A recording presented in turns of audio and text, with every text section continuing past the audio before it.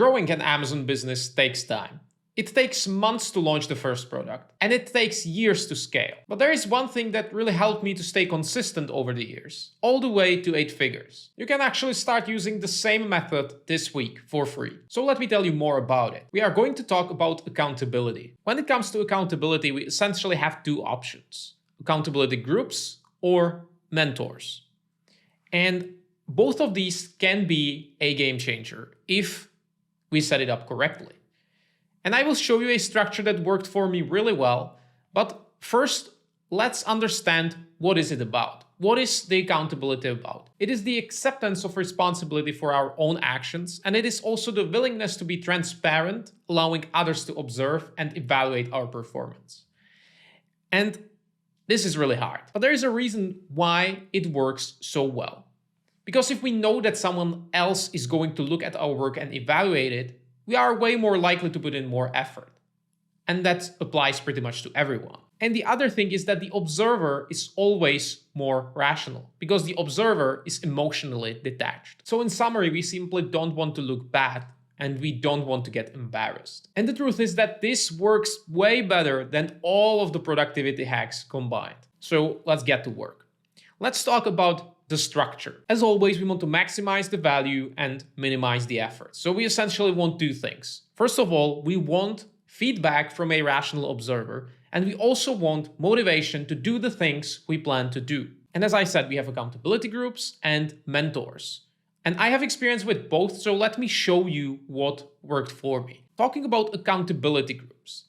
Essentially a group of 3 to 5 members that are around the same level. So if you are a 7-figure Amazon seller, you probably want to start a group with other 7-figure sellers, because you should have similar goals, solving similar problems, right? Let's say you are a 7-figure seller trying to build a team, so you will find people who are in the same position having the same goal to get the maximum benefit. And really the main benefits are brainstorming, that you can figure out the roadmap and the solutions together, since all of you are facing the same bottlenecks. And there's also a little bit of competition. Since you are all around the same level, you probably don't want to get left behind, right? So that will push you even more. And the third benefit are tactics. You are going to talk about specific actions to solve your problems. So how to structure your accountability group? First of all, we want this to be on a fixed schedule. So our meetings should be on regular basis. Let's say ideally on weekly basis.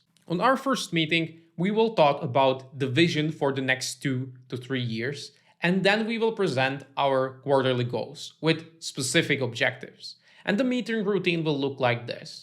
First of all, we will review past week. We will review our performance, and we will talk about the wins and losses in detail, right? We want to cover everything, the lessons learned, what worked, what didn't. The next step is to share our plans for the upcoming week, right? We will want to get their feedback on our roadmap for the next week, on the actions we want to take.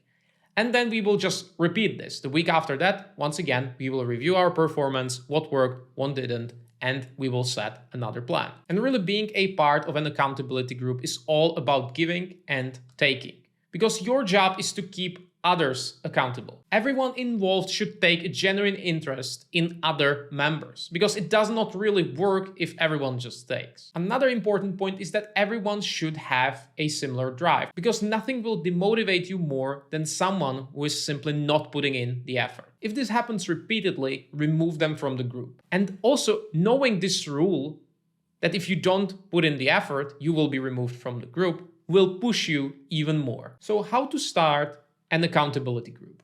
First of all, I recommend you to look for people on the same level of intensity. As I said, you should have a similar goal. So maybe you will find a 7-figure seller who wants to have a little bit more of a lifestyle business where they work just 5 hours per week. And maybe you want to go all in, working 50 hours per week. So probably that is not ideal for the 2 of you to be in the same accountability group. So consider the intensity, consider the goals.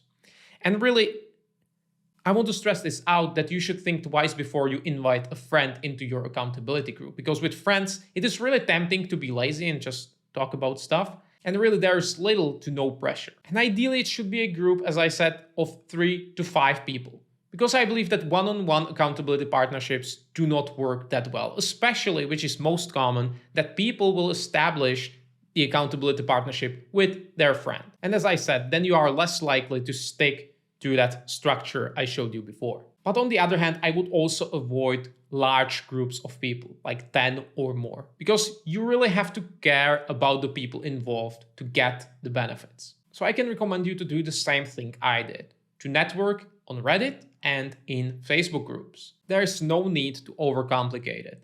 Simply share a post in your group or in your community, introduce yourself, and tell them that you are about to start an accountability group, that you are looking for other 7-figure sellers who are about to build a team. It is as simple as that. It will take time to find the right people. You will have to go through a lot of people before you find the right ones, but it is 100% worth it. And to make this process easier, I launched a free Facebook group for advanced Amazon sellers where you can find other 6- and 7-figure sellers. So if you want to network, make sure to check out the link below. And as I said, the second option is working with mentors. The difference is that with mentor, we should really have these meetings one-on-one. And it should be someone who is ahead of you, someone who achieved what you want to achieve, right? It should inspire you, and they should essentially have the solutions to your current bottlenecks. And these are the main benefits. One of them is that they have proven solutions and frameworks you can use to solve your current bottlenecks. You will also gain new perspective, and you will be able to set bigger goals because you will be able to see what is ahead and what is possible. And you will talk mostly about strategy, not about specific tactics, but about the strategy. So how to structure your cooperation with a mentor. So the structure is similar to an accountability group. On our first meeting, we should share the vision for the next 2 to 3 years. And then we should share our quarterly goals with specific objectives. It is likely that these meetings will be less frequent, let's say once a month.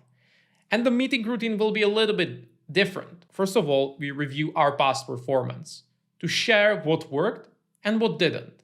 And then we will share our plan and ask very specific questions. Right? Let's say that the plan for the next month is to hire a supply manager. So you can ask specific questions. How to structure my job ad? Which platforms should I use to find my supply manager? And so on. Right? They will be able to answer these questions and make it easier for you.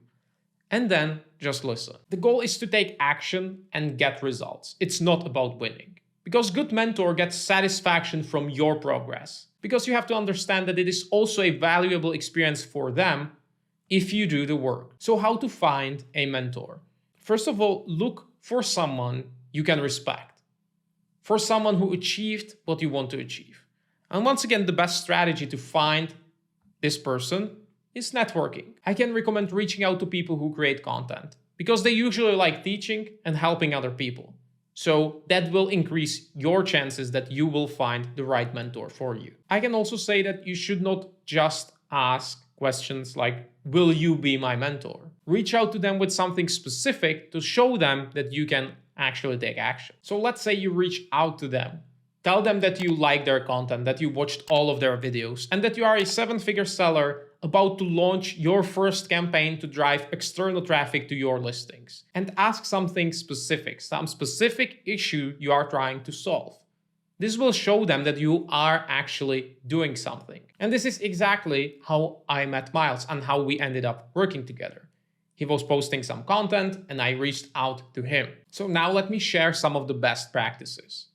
We want to have an accountability document. We want to keep track of all of our goals and our performance. So in the accountability group, everyone has the same document. Document with your goals and your performance. But with a mentor, only you will have this document. And the document can look like this. On the top, you will have your vision for the next 2 or 3 years. Below that, you will have the session number, right? There will be session every week. So let's say this is session number 6. And below that, you have your goals you set the week before, and right next to it, your performance, basically evaluating what you did, what you didn't do, what worked, what didn't work, and so on. And below that, you will have the deadline to reach your goals, which is essentially the next session, right? So if you are meeting every week, you will have your weekly goals and weekly performance evaluation. And with your mentor, let's say it will be every month or so. So you will know exactly what to achieve before the next session. So in summary, first of all, we want to set time-restricted goals and milestones. We want to meet on a regular basis. We basically want to know when the next session is. We want to evaluate performance and show that in detail if possible. Let's say if you create new campaign to drive external traffic, show everyone what you've created. Then you should present your goals and action plan for the next week and get their feedback, whether they basically agree with your roadmap. And of course, you should also celebrate wins together. And that's pretty much it. And if you truly want to maximize your personal output, make sure to check out this video where I summarized everything I've learned about productivity after the 6 years in business. So I hope it helps. See you next week. Bye.